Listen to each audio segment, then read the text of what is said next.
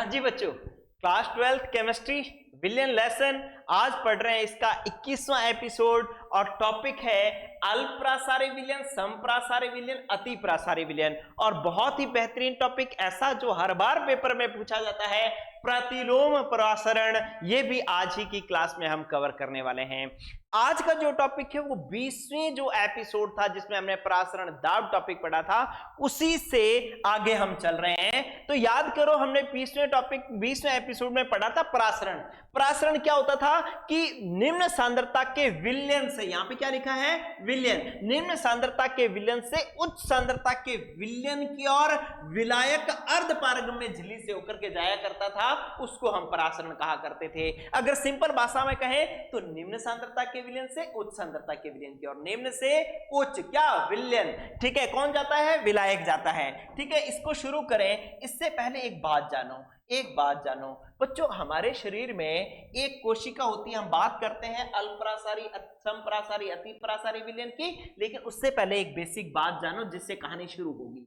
क्या बेसिक बात है कि ये मेरे पास है आरबीसी, लाल रक्त कणिका है, लाल रक्त कणिका है। इंग्लिश में हम इसको क्या कहते हैं, हम इसको कहते हैं लाल रक्त कणिका, या इंग्लिश में बोलते हैं आरबीसी। आरसीबी नहीं है, ध्यान रखना, आप कहीं रॉयल चैलेंजर्स बेंगलोर समझ लो, नहीं, ये रेड ब्लड कार्पस है। ठीक है, और इस रेड ब्लड कार्पस के अंदर जो सांद्रता है, इसके अंदर जो सांद्रता है 0.9% m/v, mass by volume, NaCl की सांद्रता है इस रेड ब्लड कार्पस के अंदर, लाल रक्त कणिका के अंदर। ठीक है, तो अब हम क्या करते हैं बच्चों, अब हम क्या करते हैं, इस लाल रक्त कणिका को 3 प्रकार के विलयन हमने बनाए हैं, इन विलयनों में रखते हैं। और ये अपने एक चीज हमने इसको यूं कह सकते हैं कि इसका जो प्रासरण दाब है ना, वो इतना है कि 0.9% NaCl का विलयन का जो प्रासरण दाब होता है वो है। अब हम बात करते हैं कि इस लाल रक्त कणिका को ना इन 3 प्रकार के विलयनों में हम रखते हैं। ठीक है, पहले विलयन की जो सांद्रता है ना, पहले विलयन की जो सांद्रता है इसकी, वो मैं मान रहा हूं कि ये जो है, ये है 0.5% NaCl का विलयन है, और ये जो है वो है 0.9% NaCl का विलयन है, और ये जो विलयन है वो 1% NaCl का विलयन। ठीक है, ये कितना है, 1% NaCl का विलयन है। हम क्या करते हैं, इन तीनों के अंदर लाल रक्त कोशिका रखते हैं। ये लो, ये इसके अंदर भी लाल रक्त कोशिका रखी, ठीक है, और इसके अंदर भी लाल रक्त कोशिका रखी। ठीक है, एक बार मैं थोड़ा सा इसको ऐसे करता हूं, देखो, इसके अंदर भी मैं लाल रक्त कोशिका रख रहा हूं। ये लो, ये लाल रक्त, इसके अंदर भी लाल रक्त कोशिका रख दी, और इसके अंदर भी मैंने लाल रक्त कोशिका। ठीक है, अब होगा क्या, इधर ध्यान दें, जब इसके अंदर मैंने लाल रक्त कोशिका रखी तो मुझे ये पता है कि इसके अंदर की सांद्रता कितनी है, अभी मैंने बताया था कि 0.9%, और इसके अंदर सांद्रता कितनी है, 0.9%, और इसके अंदर भी सांद्रता कितनी है, 0.9%। ये हम अभी बेसिक में पहले हम एक बात जान चुके हैं। बस इतनी बात जिसको समझ में आ गई, उसका विलयनों के प्रकार अल्प परासारी, सम परासारी, अति परासारी हो गए पूरे। कैसे पूरे हो गए बच्चों, देखो कि यदि बाहर के विलयन की सांद्रता कोशिका के अंदर के विलयन की सांद्रता से कम है तो उसे हम अल्प परासारी विलयन हैं। गौर करना, अल्प का मतलब कम, सम का मतलब समान, अति का मतलब ज्यादा। लेकिन ये जो अल्प, सम और अति शब्द है ये बाहर वाले विलयन के लिए है। किसके लिए है, बाहर वाले विलयन के लिए है। अगर बाहर वाले विलयन की सांद्रता अंदर वाले विलयन से कम है, अंदर 0.9 बाहर 0.5, तो बाहर वाले की कम है तो इसे अल्प परासारी विलयन कह दिया। सम का मतलब अंदर और बाहर सांद्रताएं बराबर, यहां भी 0.9 बाहर भी 0.9, तो इसको हम कहेंगे समपरासारी विलयन। अति परासारी विलयन में कौन सा होगा, जिसके अंदर तो 0.9 है, अति का मतलब अधिक, अधिक कहां, बाहर वाले विलयन की, बाहर वाले विलयन की सांद्रता 1% है, 0.9 से 1 ज्यादा है। ठीक है, तो इसे हम अति परासारी विलयन कहते हैं। तो बोलो, एक बात क्लियर होगी, अल्प मतलब कम, कौन कम, बाहर वाले विलयन की सांद्रता कम, सम मतलब बराबर, किसके, अंदर वाली कोशिका के अंदर, और बाहर वाली सांद्रता बराबर, अति मतलब अधिक, अधिक कौन सा, बाहर वाला, कोशिका के बाहर वाले विलयन की सांद्रता अधिक। ठीक है। जब ये होगा तो ये तो हमें परासरण की बात पता लग गई कि परासरण है क्या। अब एक कहानी समझें। क्या कहानी समझ रहे हैं हम कि जो अल्प परासारी विलयन है, बाहर विलयन की सांद्रता है निम्न, अंदर है उच्च। निम्न से उच्च विलायक जो है वो जाता है अर्ध पारगम्य झिल्ली से, उसको हम परासरण कहते हैं। तो गौर करो बच्चों, यहां पर क्या होगा कि बाहर विलयन की सांद्रता क्या है, कम, अंदर विलयन की सांद्रता क्या है, ज्यादा। तो विलायक जो है वो बाहर से अंदर की ओर आने लगेगा, विलायक जो है वो बाहर से अंदर की ओर आने लगेगा। इसको हम क्या कहेंगे, अंतः परासरण कहेंगे। ठीक है। तो इसका मतलब एक एक बात तो ये समझ में आ गई थी। पहले ये समझ लो कि आपको पहले एक एक पॉइंट क्या समझ में आ गया था, ये वाला समझ में आ गया था कि कोशिका के बाहर के विलयन की, कोशिका के आरबीसी के बाहर के विलयन की सांद्रता, विलयन की सांद्रता जो है वो क्या है, सांद्रता कम है, तो उसको हम अल्प परासारी विलयन कहते हैं।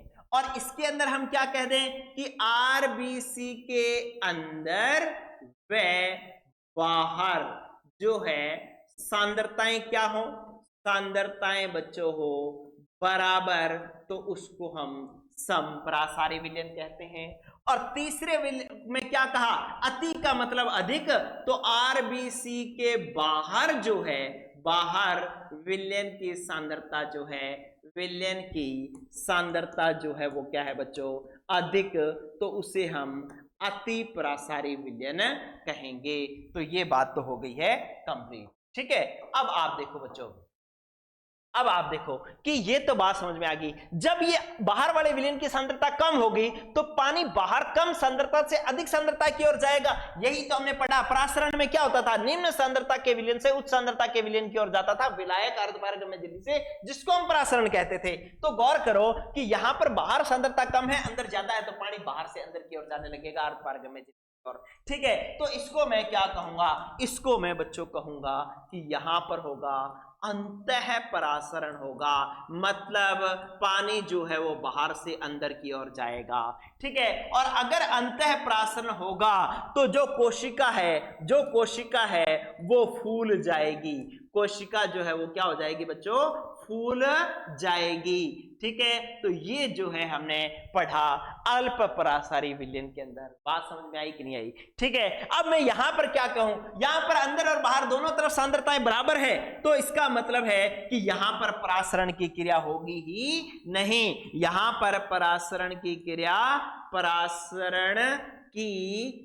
क्रिया नहीं होगी। क्यों? क्योंकि परासरण की क्रिया तो अलग अलग सांद्रताओं के विलयन के बीच जब अर्धपारगम्य झिल्ली आती है तब होती है, लेकिन यहां पर तो दोनों तरफ सांद्रताएं क्या है, बराबर। ठीक है। तो इस तरीके से जो है यहां पर परासरण की क्रिया नहीं होगी। फिर आप समझो यहां पर क्या होगा बच्चों कि अंदर जो है विलयन की सांद्रता है 0.9%, बाहर है 1%, मतलब अंदर निम्न सांद्रता, बाहर उच्च सांद्रता। और विलायक कहां से कहां जाता है, निम्न सांद्रता के विलयन से उच्च सांद्रता के विलयन की ओर जाता है। तो आप देखो कि यहां से पानी बाहर निकल जाएगा, यहां से पानी बाहर निकल जाएगा, इसलिए कोशिका संकुचित हो जाएगी, सिकुड़ जाएगी। तो आप देखें कि पानी बाहर निकल रहा है, तो इसका मतलब है कि यहां पर कौन सी प्रक्रिया हो रही है बच्चों, बाह्य परासरण की क्रिया हो रही है। और बाह्य परासरण होगा तो जो कोशिका है वो कोशिका जो है वो संकुचित हो जाएगी। कोशिका क्या हो जाएगी बच्चों, संकुचित हो जाएगी। ठीक है। तो इस प्रकार से आपने अल्परासारी, समपरासारी और अतिपरासारी विलयन देखा। और मजेदार बात देखी आपने, क्लास में क्या कर रहे हैं, पूरी सारी चीजें जो है वो आप तक पहुंचे, इसके लिए हर बात को इंपॉर्टेंट तरीके से बनाया जाता है। यहां कोशिका फूल रही है इसलिए बड़ी है, यहां कोशिका अपने शेप में है, यहां कोशिका संकुचित होगी इसलिए छोटी है, ताकि डायग्राम जब रिवीजन करो ना तो सिर्फ डायग्राम देख करके कर डालो। ठीक है। तो इसलिए जो है ये बातें मैंने इस तरीके से समझाई। तो आपने देखा कि अल्प परासारी विलयन में बाहर वाले विलयन की सांद्रता कम, सम में बराबर, अति में बाहर वाले विलयन की सांद्रता ज्यादा। इतनी बात पता है, बेसिक पता है, तो बाकी सारी बातें तो अपने आप बन जाती है। तो ठीक है बच्चों, तो ये हुआ अल्प परासारी, समपरासारी और अति परासारी विलयन। अच्छा, इसका एक क्वेश्चन आता होता है, वो क्वेश्चन नोट करो, मैं यहां पर क्वेश्चन लिखवा देता हूं कि ये बोर्ड के अंदर बहुत बार पूछा गया क्वेश्चन है। बोर्ड के अंदर ये क्या क्वेश्चन पूछा गया है कि क्या होता है जब आरबीसी लाल रक्त कणिका को डैश नंबर 1 कहा जाता है कि 0.5% NaCl के विलयन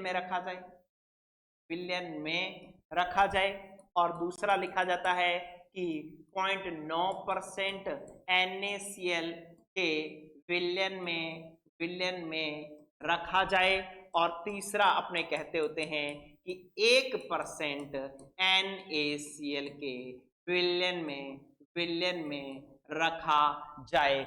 ठीक है, तो हम क्या कहेंगे कि जब 0.5% के विलयन में रखा जाएगा तो कोशिका फूल जाएगी। क्यों? क्योंकि अल्प परासारी विलयन होगा, बाहर वाले विलयन की सांद्रता कम, अंदर वाले की ज्यादा, पानी बाहर से अंदर, कोशिका फूल जाएगी। यहां पर कोई क्रिया नहीं होगी, ना कोशिका फूलेगी ना संकुचित होगी। और इसके अति परासारी में क्या होगा कि कोशिका जो है वो क्या हो जाएगी, सिकुड़ जाएगी। क्यों सिकुड़ जाएगी? क्योंकि जो है बाहर वाले विलयन की सांद्रता ज्यादा है और अंदर वाले की कम, पानी अंदर से बाहर, और कोशिका जो है वो सिकुड़ जाएगी। ये जो मैंने बनाया है ये उत्तर होगा किस क्वेश्चन का? इस क्वेश्चन का। ठीक है, तो इस प्रकार से जो है हम ये क्वेश्चन कर सकते हैं। अच्छा, ये जब हमें बात समझ में आई ना, तो ये बात समझ में आने के बाद में कुछ पॉइंट ये समझ में आ गए। क्या समझ में आ गए कि अगर मैं उन पुरानी बातों की बात करूं, पिछले एपिसोड की बात करूं, तो हमने कहा था कि जी किशमिश है ना, किशमिश अपने कहते थे कि पानी में फूल जाती थी, है। अब बात करो कैसे पानी में किशमिश कैसे फूल जाती है कि ये जो है ये पात्र है, और ये बीच में हमने क्या रख दी, ये हमने रख दी किशमिश, और बाहर क्या पड़ा है, बाहर सिर्फ और सिर्फ पड़ा है पानी, तो इसका मतलब है कि बाहर विलायक है, अंदर विलयन है। तो जो अपने पास विलायक है वो विलायक से विलयन की ओर जो है पानी अंदर चला जाएगा तो कोशिका फूल जाएगी। इसका मतलब किशमिश क्यों फूली, कौन सी प्रक्रिया के कारण? अंतः परासरण के कारण। ठीक है, तो इस प्रकार से ये बात हम समझ सकते हैं। फिर और हमने क्या कहा था, हमने कहा था कि जो आम का अचार था, ठीक है, कच्चे आम का अचार जो हम बनाते थे, तो क्या करते थे कि इसको हम लवणीय जल में रखते थे। लवणीय जल में रखने पर जो है वो क्या हो जाता था, संकुचित हो जाता था। याद करो बच्चों, ऐसा क्यों होता था? अब इसकी भी बात हम कर लेते हैं। इसकी बात हम इसलिए इस तरीके से करते हैं कि इसके अंदर हमने जो है ये अचार रख दिया, मान लो ये अचार कच्चे आम रख दिया, ठीक है, कच्चा आम रख दिया, और बाहर क्या है, बाहर है हमारे पास लवणीय विलयन, ठीक है। तो बाहर है हमारे पास, ये तो था बाहर, तो हमारे पास यहाँ पर सिंपल जल था, ठीक है, और अंदर क्या था, अंदर था विलयन, तो जल जो है वो यहां से अंदर की ओर चला गया। अब इसके अंदर क्या है, इसके अंदर भी विलयन है, बाहर भी विलयन है, लेकिन बाहर वाला विलयन कैसा है, बाहर वाला विलयन जो है वो हमारे पास लवणीय जल है। कैसा है?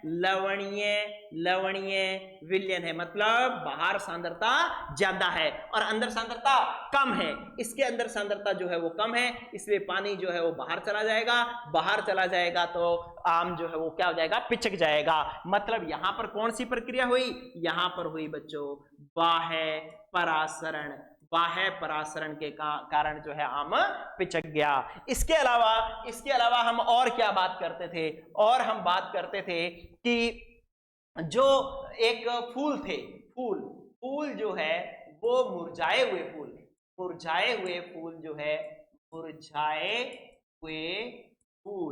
जो है वो भी ताजे जल में खिल उठते हैं। ये क्यों हुआ बताओ, ये क्यों हुआ बच्चों? ये भी इसलिए हुआ क्योंकि ये जो है ये पात्र था और इसके अंदर मैंने क्या रखा बच्चों, फूल रखा, और बाहर क्या था, बाहर सिर्फ और सिर्फ जल था, ठीक है, तो अंदर क्या है, विलयन। इसके अंदर क्या है, आप देखो फूल के अंदर क्या है, फूल के अंदर है बच्चों विलयन, और बाहर क्या है, सिर्फ क्या पड़ा है, विलायक पड़ा है, बाहर सिर्फ विलायक पड़ा है। तो हम लोग जानते हैं कि विलायक जो है वो अर्धपारगम्य झिल्ली से विलयन की ओर जाने लगता है, विलयन की ओर जाने लगता है, मतलब अंतःपरासरण होता है। इसलिए जो है मुरझाए हुए फूलों में वापस पानी मिल जाने के कारण वो वापस खिल उठते हैं। तो इसका मतलब यहां पर कौन सी प्रक्रिया हुई है बच्चों, यहां पर प्रक्रिया हुई है अंतःपरासरण के कारण ऐसा हुआ है। ठीक है, एक अंतिम बात और देख लो कि अगर, क्योंकि मैंने क्या करना है, मेरा काम क्या है, मेरा काम है कि मैं पूरी की पूरी आरबीएससी एनसीईआरटी जो है वो पूरी की पूरी आपके सामने रखूं। ठीक है, अब मुझे जहां से क्वेश्चन मिले मैं वो क्वेश्चन उठा दूं। देखो अगर मैं ये बात करूंगा आपसे तो आपको ये प्रश्न करने पेपर में आसान लगेंगे, लेकिन अगर मैं इस तरीके की बातें आपसे नहीं करूंगा तो ये पेपर में क्वेश्चन भी आप क्या लगने लगेंगे बच्चों, मुश्किल लगने लगेंगे। ठीक है, तो अब आप देखो कि जो एक आपके पास लचीली गाजर है, लचीली गाजर है, ठीक है, वो क्या थी लचीली गाजर, लचीली गाजर थी कि गाजर जो है वो खेत से निकाल ली गई और वो वायुमंडल में पड़े पड़े उससे पानी का डिहाइड्रेशन हो गया, पानी बाहर चला गया और वो लचीली होगी, सिकुड़ गई। ठीक है, अब लचीली गाजर को भी अगर वापस पानी में रख दें, पानी में रख दें तो वो पुनः जो है वो ताजा हो जाती है, पुनः ताजा हो जाती है। अब ऐसा क्यों हुआ, ऐसा फिर ये समझ लो कि भाई ये जो है वो हमारे पास पात्र और इसके अंदर थी हमारे पास एक हमने रखी थी क्या, गाजर, ये गाजर, ये तो यार फूल बन गया। ठीक है, कोई बात नहीं, थोड़ा सा इसको गाजर टाइप बना लेते हैं, ये तो बनाते हैं गाजर टाइप। ये लो, ये लो, कैसे बनेगी गाजर,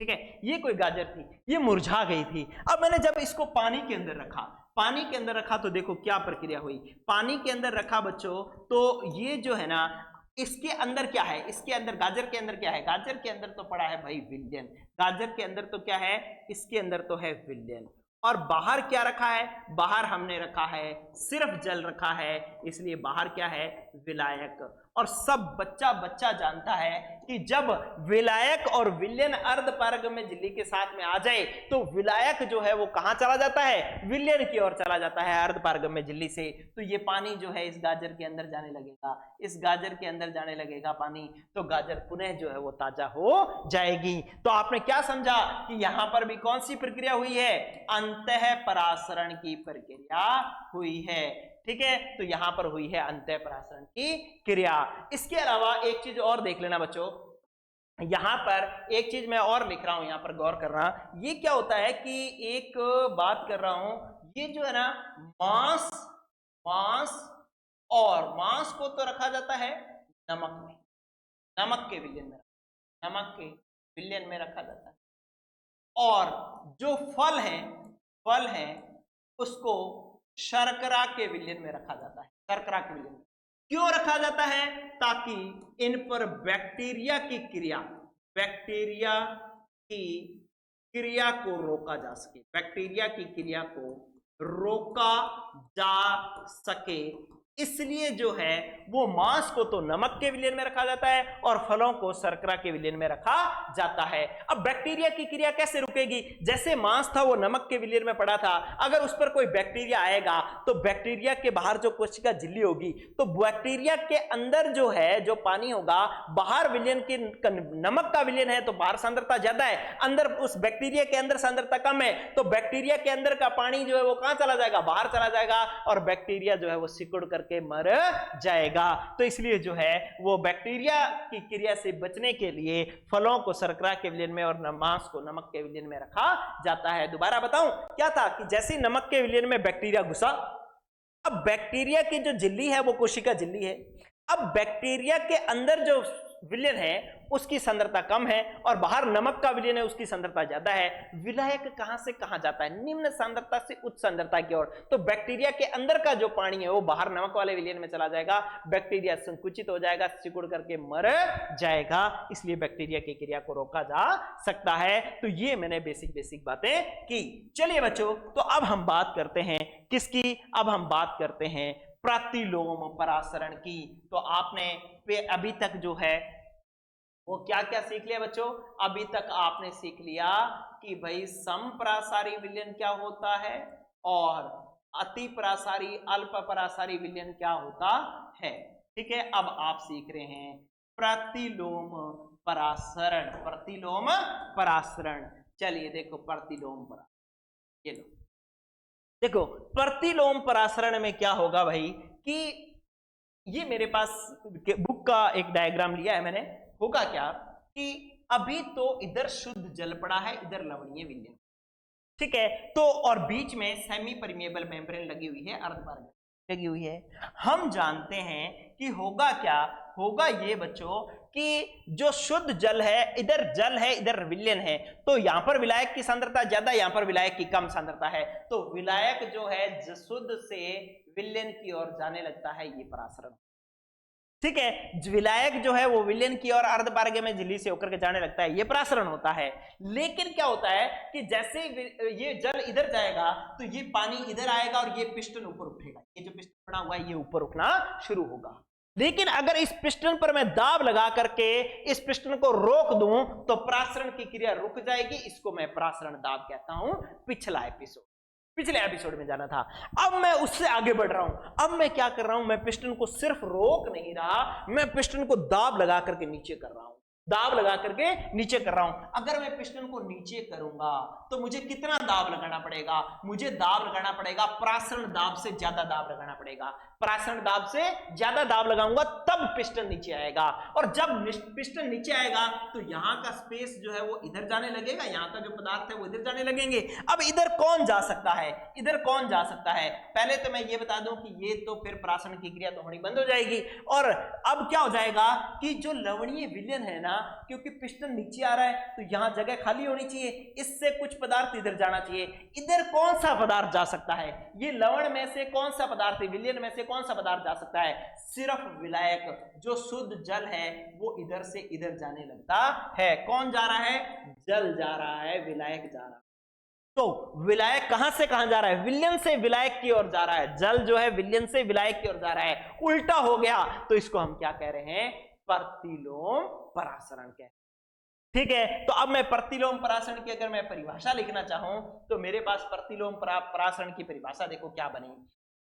ये बन गया कि परासरण दाब से अधिक दाब लगाने पर, परासरण दाब से अधिक दाब लगाने पर, अधिक दाब लगाने पर अब क्या होता है? परासरण दाब से अधिक दाब लगाने पर विलायक जो है वो कहां जाने लगता है? विलायक जाने लगता है, पहली बात कि विलयन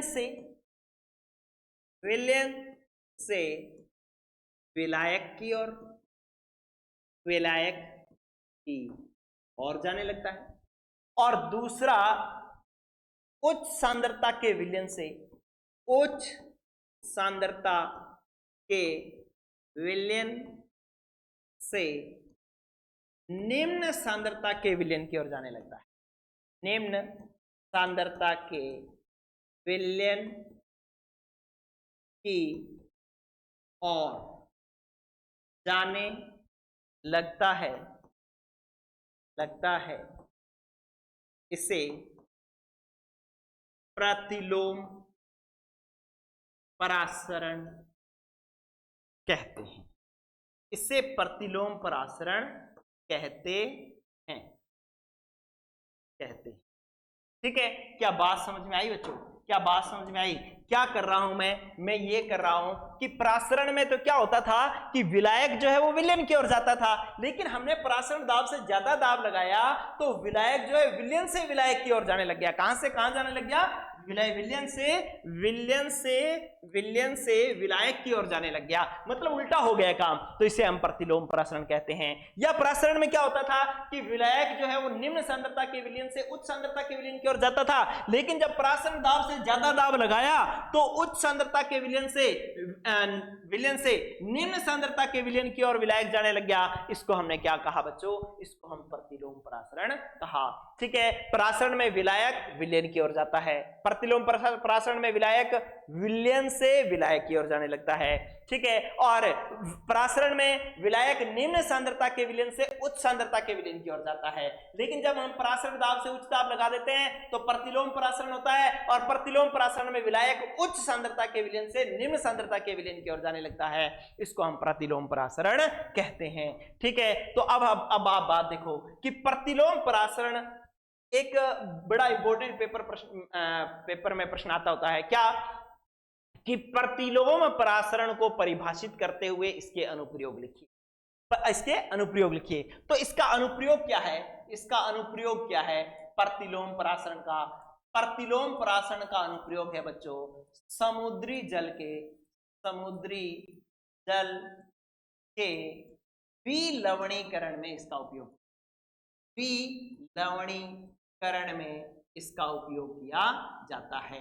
जैसे मान लो अभी जो हमने बात करी थी, यहां मान लो समुद्री जल है, यहां सिर्फ जल है, तो समुद्री जल की तरफ जो पिस्टन लगा है उस पिस्टन पर हम प्रसारण दाब से ज्यादा दाब डालें तो समुद्री जल में जो है अशुद्धियां घुली हुई है, लवण घुले हुए हैं, आयन घुले हुए हैं, वो तो यहीं रह जाएंगे, लेकिन इसमें से जो जल है वो इस शुद्ध जल की तरफ आ जाएगा अर्धपारगम्य झिल्ली से, क्योंकि अर्धपारगम्य झिल्ली बाकी सब चीजों को नहीं आने देगी, तो शुद्ध जल इधर हो जाएगा। तो इसका मतलब है कि समुद्री जल का क्या हो गया, विलवणीकरण हो गया, लवण साइड में रह गए और पानी एक साइड आ गया, तो समुद्री जल का क्या हो गया, विलवणीकरण। तो इस प्रकार से समुद्री जल के विलवणीकरण में इसका उपयोग किया जाता है। लेकिन एक बात जानना बच्चों कि ऐसा करने के लिए यहां जो सेमी परमिएबल मेम्ब्रेन ली गई है ना, ये वाली, ये अर्धपारगम्य में जो झिल्ली ली गई है वो ऐसी होनी चाहिए जो उच्च दाब को सहन कर सके, क्योंकि यहां से दाब डाल रहे हो वो दाब इधर भी तो लगेगा, तो ये जो झिल्ली है वो फट नहीं जानी चाहिए, तो ऐसी झिल्ली होनी चाहिए जो इस दाब को सहन कर सके,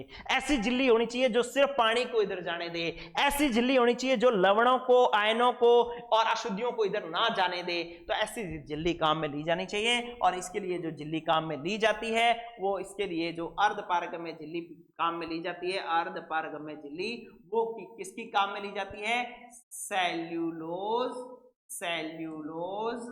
एसीटेट की अर्धपारगम्य झिल्ली जो है, अर्धपारगम्य झिल्ली जो है वो काम में ली है। अब पूछा जाए कि इसी की झिल्ली क्यों काम में ली जाती है, तो आपको उत्तर लिखना है तो क्या लिखेंगे, आप लिखेंगे कि भाई एक तो ये उच्च दाब को सहन कर सकती है, उच्च दाब जो है वो सहन कर सकती है, ठीक है, और दूसरा जो है ये सिर्फ जो है वो सिर्फ जल को प्रवाहित होने देती है, या जल को आने जाने देती है, प्रवाहित होने देती है, और अशुद्धियां ठीक है, लवण व आयनों को जाने नहीं देती, आयनों को प्रवाहित नहीं होने देती। तो ये जो है इसकी सेल्यूलोज एसीटेट की जो अर्धपारगम्य झिल्ली है उसकी ये विशेषताएं हैं, ठीक है। तो इस प्रकार से जो है वो आपको इसका ये भी क्वेश्चन कोई कभी पूछा जा सकता है। वैसे प्रश्न इंपॉर्टेंट क्या है कि प्रतिलोम परासरण को परिभाषित करते हुए इसके अनुप्रयोग लिखिए। मैं यहां पर लिख देता हूं, प्रश्न लिख देता हूं। प्रश्न क्या आएगा पेपर में प्रश्न आएगा कि प्रतिलोम परासरण को परिभाषित करते हुए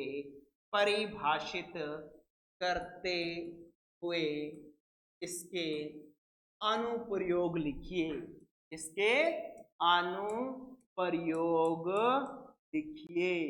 ठीक है बच्चों। तो इस प्रकार से जो है ये प्रश्न पेपर में बहुत बार पूछा गया है और बोर्ड में, और आप भी जो है इस प्रश्न का ध्यान रखें। एक चीज और ध्यान देना कि जो परासरण की क्रिया पौधों के अंदर जो जल ऊपर की तरफ जाता है ना, उसके अंदर भी जो है वो परासरण की क्रिया ही थोड़ा बहुत परासरण की क्रिया भी सहयोग करती है। तो ये भी जो है एक अनुप्रयोगों के अंदर ध्यान रखना। तो इस प्रकार से आपने देखा कि आपने आज की क्लास में हमने क्या सीख लिया कि सबसे पहले परासरण को पिछले वाली क्लास से उठा करके लाए थे, फिर आरबीसी की ये जाना लाल रक्त कणिका का जो अंदर का परासरण दाब होता है वो कितना होता है, 0.9% जो NaCl का विलयन का जो दाब होता है वो होता है। तो इसकी मैंने सांद्रता कितनी मानी, 0.9% NaCl। और फिर इसके आधार पर मैंने अल्प, सम और अति प्रसारी विलयन समझाए। फिर समझा कि ये वाला क्वेश्चन देखा कि क्या होता है जब आरबीसी को 0.5% NaCl के विलयन में रखा जाए, 0.9 और 1% NaCl के विलयन में रखा जाए। फिर हमने जो पहले एग्जांपल्स पढ़े थे उन एग्जांपल्स के कारण देखे, फिर प्रतिलोम परासरण और फिर प्रतिलोम परासरण का अनुप्रयोग। इस प्रकार से आज की क्लास भी हुई खत्म। एक बात रह गई इस चैप्टर की, और वो कौन सी बात है बच्चों, वो है असामान्य मोलर द्रव्यमान और वान हाफ गुणांक। अगली क्लास में हम इसको कवर करेंगे, लास्ट क्लास। उसके बाद हो सकता है कि कुछ एक दो न्यूमेरिकल्स और मैं करवाऊं, लेकिन नेक्स्ट जो क्लास है वो इस चैप्टर की लास्ट क्लास मानी जा सकती है। तो आज के लिए इतना ही बच्चों, पढ़ते रहें, गुड लक, गुड बाय। लेकिन अच्छी बात, जैसे ही चैप्टर खत्म होगा उसके बाद पूरे चैप्टर के रिवीजन के लिए हम क्या करेंगे, एक क्वेश्चन सीरीज लाएंगे। वो क्वेश्चन सीरीज सिर्फ और सिर्फ चैप्टर को क्या करेगी बच्चों, रिवाइज करवाएगी, और लाइव में मैं उसके आपसे आंसर लूंगा और साथ में आंसर बताऊंगा। ठीक है, तो आप जो है वो अपनी इस वीडियो को शेयर करते रहें, देखें अपने ग्रुप्स में, अपने दोस्तों को, अपने जो भी सर्कल्स हैं उसमें शेयर करते रहें, ताकि जो है वो और लोग जुड़ेंगे तो मेरे मेहनत करने की जो है पावर, मुझे शक्ति जो है वो आप लोगों से ही मिलेगी। ठीक है, तो आज के लिए इतना ही, बढ़ते रहें, good luck, good bye. Video को लाइक भी करें।